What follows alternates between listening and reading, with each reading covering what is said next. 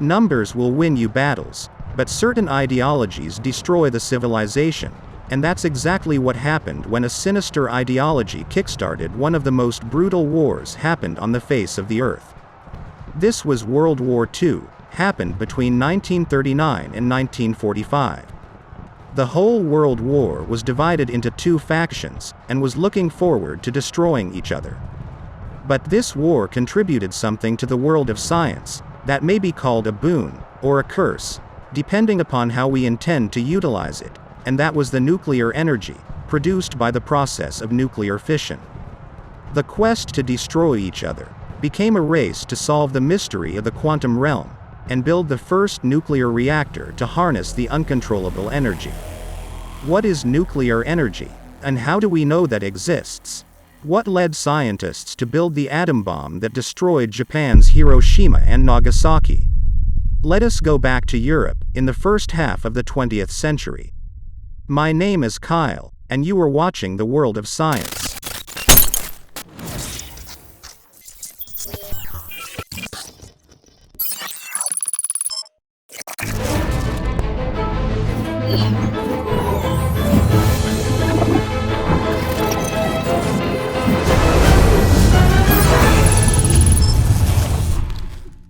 You may have heard of Otto Hahn, sometimes known as the father of the atom bomb.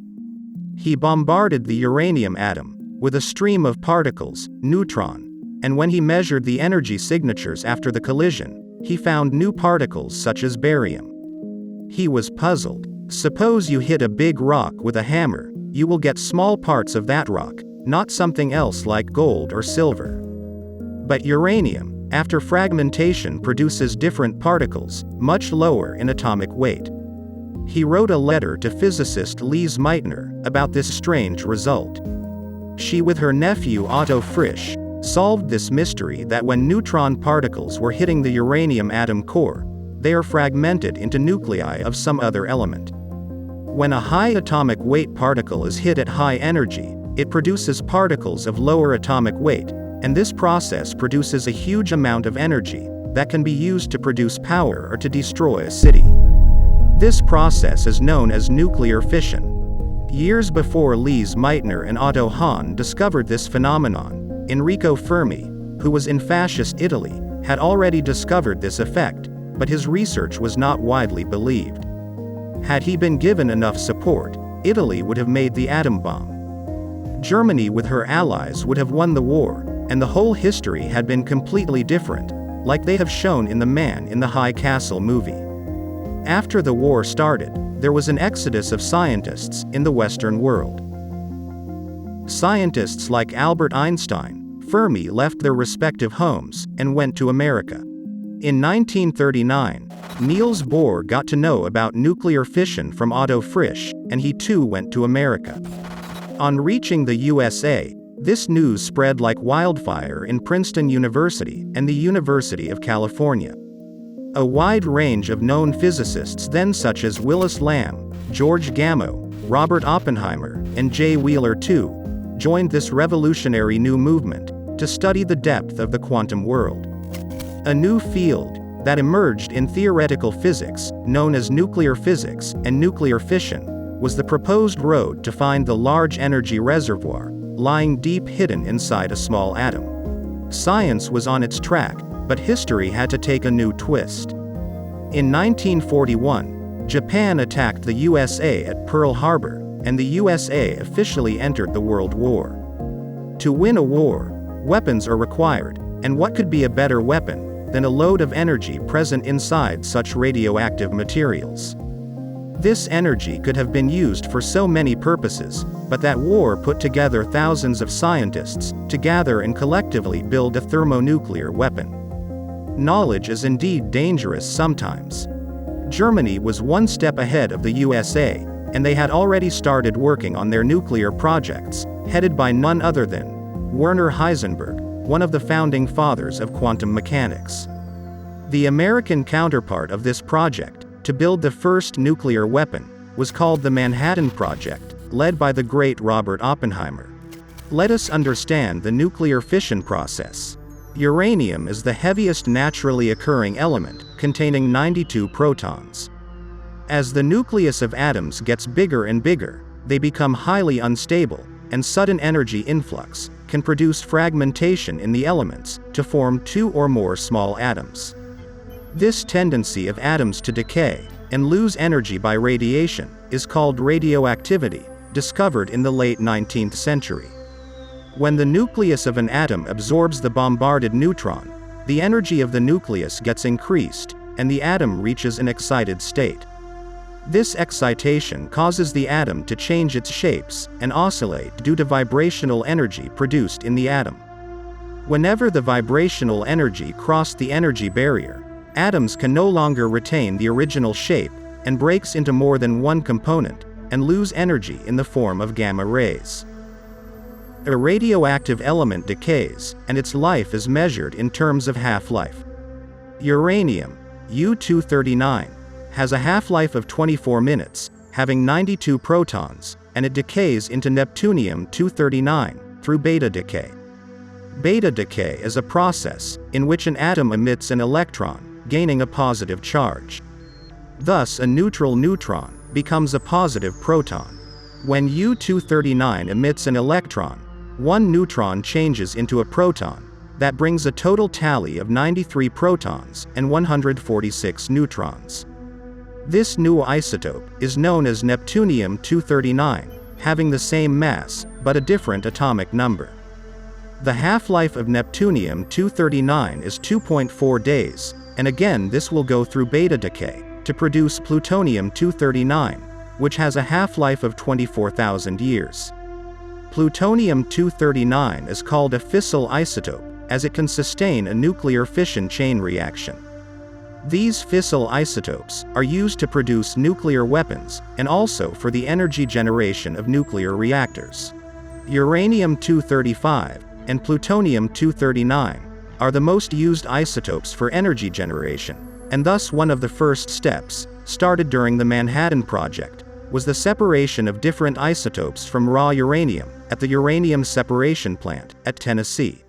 These fissile isotopes are fed in the nuclear reactors to generate a chain reaction, in which these heavy atoms keep breaking into smaller particles, and in the process keep losing energy.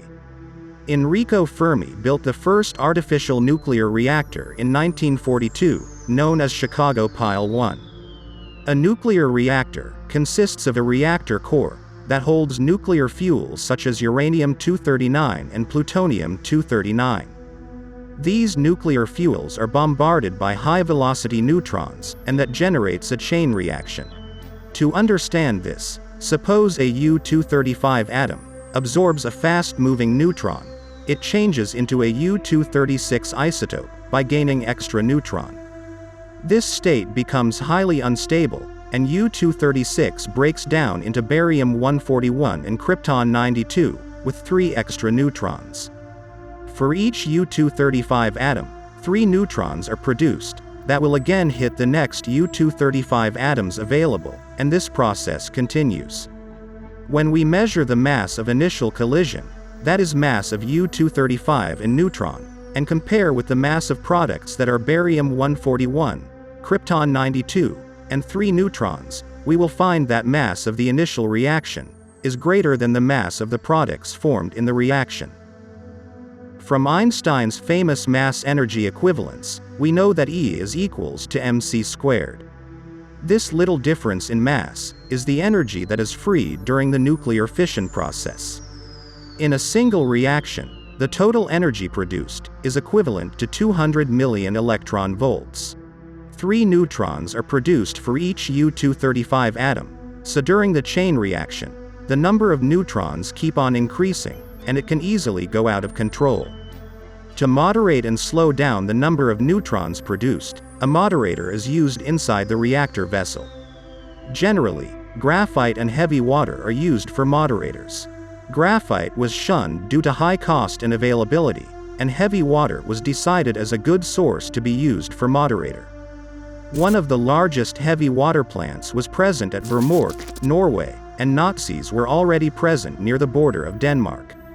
Russians have won Finland, and it was a headache for the USA government, because if Nazis could reach the plant, they will race ahead of them in making the reactor. General Richard Groves of the U.S. Army Corps of Engineers decided to send parachuted men to the plant to acquire it, and heavy water was transferred to Canada. In 1943, another reactor known as Clinton reactor was designed successfully, and it could work on plutonium fuels. To reduce the reaction rate in the nuclear chamber, boron control rods are inserted. Rods are adjustable, and they could be inserted and taken out in the case of increasing the power supply or reducing it. In a conventional nuclear reactor, the heat and energy produced during the nuclear reaction, happening inside the chamber, will heat up the water present around the nuclear chamber, and this water gets converted into steam. The superheated steam will move the turbine blades, and this mechanical energy of the turbine will be converted into electrical energy. But during the Manhattan Project, the main aim was to convert this huge reservoir of energy into some godly weapon, not just efficiently but before the Nazis. Heisenberg was definitely a genius scientist, but building an atomic bomb was not a piece of cake. The main problem in building the nuclear weapon is controlling of the reaction and calculating the correct mass of nuclear fuel to start the chain reaction. Nazis had a great collection of physicists, and in the first half of the 20th century, science was virtually divided into Jewish physics and non-Jewish physics. Nazis' anti-Semitic policies led to a mass exodus of Jewish scientists leaving Europe and reaching America, and huge pressure was on the shoulder of Heisenberg to build in meantime. We all know Nazis failed, and the Manhattan Project was successful. The USA was successful in building the first nuclear weapon, and the first successful testing was done on the 16th of July 1945, in the deserts of New Mexico. The test was codenamed Trinity. It was a plutonium fuel-based fission device, and on detonating released the energy equivalent of about 92 terajoule. The detonation produced a huge mushroom cloud above the desert, up to a height of few kilometers.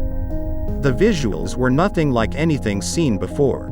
But this was just a trailer for devastation to come. Two devices named Little Boy and Fat Man were subsequently dropped on the Japanese city of Hiroshima and Nagasaki, on 7th and the 9th of August, respectively. Millions of people were killed just a few seconds after the bomb exploded, and devastation was unparalleled. The whole world was in pain, and this was the biggest misuse of scientific knowledge that happened in history. Robert Oppenheimer witnessed the Trinity explosion, and he remembered the verses of Bhagavad Gita, when Krishna said to Arjuna, "Now I am become death, the destroyer of the worlds." This was certainly the case. The biggest scientific project of the 20th century brought millions of death, taught us an important lesson, that there are certain boundaries, and even science has to respect that.